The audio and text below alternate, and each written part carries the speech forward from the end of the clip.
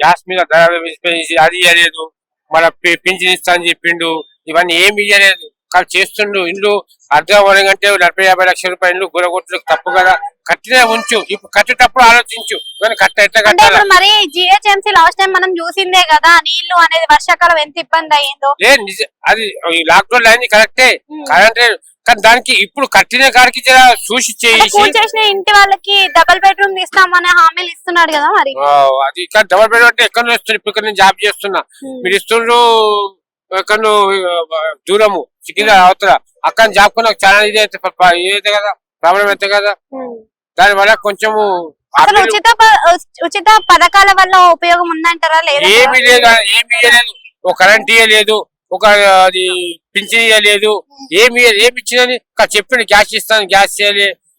Bedroom అది current ఇస్తాను, current ఇవ్వలేదు. మాకు చాలా తక్కువ వస్తుంది బిల్లు.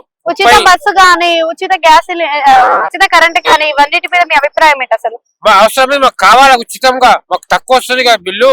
దాన్ని ఇస్తా అంటే ఓటేసినాం, దాని మీద ఆయనకి ఏమి మాకు ప్రాబ్లం లేదు, దాని వల్ల మాకు ఏం ప్రమోజనమే లేదు. ఆయన వచ్చింది 10 ఏళ్ల పరిపాలన కేసీఆర్ చూసారు, ఇప్పుడు ఒక్క సంవత్సరం నుంచి మన రేవంత్ రెడ్డి పరిపాలన చేస్తున్నారు. ఈయనకి తేడా అంటే ఏం చెప్తారు? తేడా అంటే ఇప్పుడు కేసీఆర్ ఉన్నప్పుడు ఏంటంటే పింఛన్ మంచిగా ఇస్తుండే, నీళ్లు ఇస్తుండే, లైట్ ఇస్తుండే, పెంచిన కూడా ఒక పద్ధతి ప్రకారం ఇస్తుండే. ఆయన బెస్ట్, ఈయన బెస్ట్ అంటే ఒక మాట కేసీఆర్ బెస్ట్.